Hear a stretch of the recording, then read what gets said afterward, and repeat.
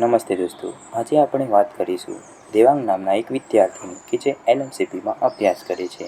તે હંમેશા તેના બે ખાસ મિત્રો આર્યન અને પાર્થની સાથે રહે છે અને ખૂબ જ મોજ મસ્તી કરે છે. દેવાંગને બેડમિન્ટન રમવાનો ઘણો શોખ હોય છે. તે સવારે તેના મિત્રો સાથે કોલેજ આવે છે અને લેક્ચર ભરે કે ન ભરે, પરંતુ બેડમિન્ટન તો જરૂરથી રમે છે. એક દિવસ દેવાંગ જ્યારે તેના મિત્રો સાથે બેડમિન્ટન રમતો હોય છે, એ દરમિયાન અચાનક જ જમીન પર ઢળી પડે છે.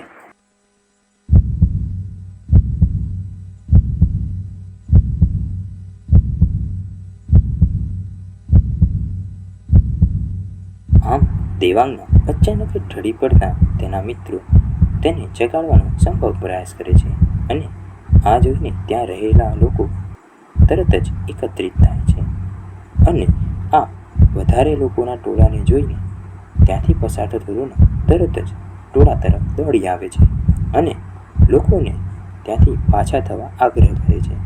પરિસ્થિતિનું નિરીક્ષણ કર્યા બાદ તે કાર્ડિયાક એમ્બ્યુલન્સને મદદ માટે કોલ કરે છે અને પોતે એક CPRનો જાણકાર હોવાથી તરત જ CPRની પ્રક્રિયાને શરૂ કરે છે.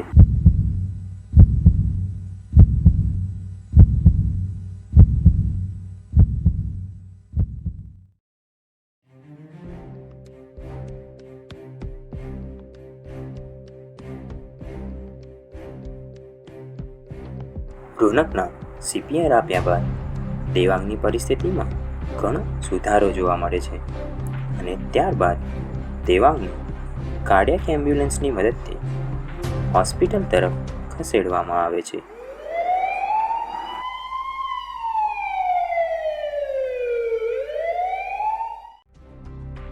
હોસ્પિટલમાં પહોંચ્યા બાદ દેવાંગનું ડૉક્ટર જય દ્વારા સચોટ અને ત્વરિતપણે નિદાન કરવામાં આવે છે. દેવાંગના સચોટ નિદાન બાદ ડૉક્ટર જય દેવાંગ, તેના મિત્ર આર્યન અને રોનક સાથે દેવાંગની આ પરિસ્થિતિ અંગે સંવાદ કરે છે. આ દરમિયાન ડૉક્ટર જય દેવાંગને તેની જીવનશૈલી અંગે મહત્ત્વની પ્રશ્નોત્તરી કરે છે, જે દરમિયાન ડૉક્ટર જયને દેવાંગની કેટલીક કુટેવો વિશે જાણવા મળે છે, જેમ કે સતત બહારનો નાસ્તો એટલે કે જંક ફૂડ,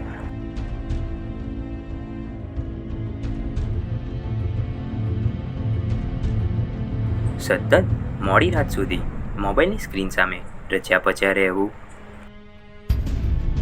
મિત્રો સાથે સિગરેટ જેવી હાનિકારક વસ્તુઓનું સેવન કરીને તેનો લુપ્ત ઉઠાવવો,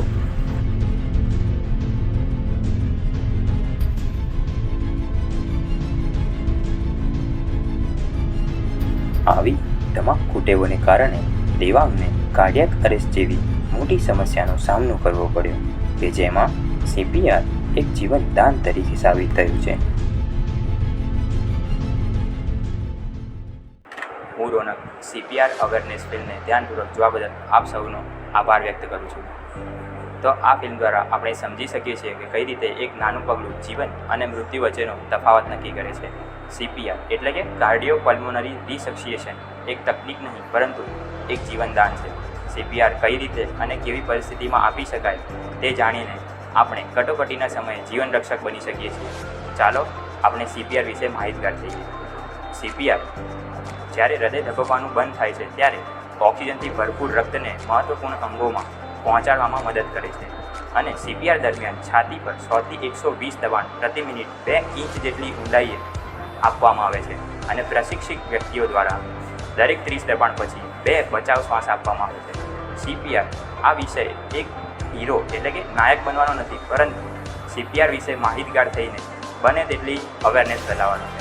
આજકાલની બદલાયેલી જીવનશૈલી અને આહારશૈલીને ધ્યાનમાં લેતા જોવા મળ્યું છે કે યુવાનોથી લઈને વૃદ્ધ સુધી કાર્ડિયાક અરેસ્ટના કિસ્સાઓ દિવસે દિવસે વધતા જાય છે.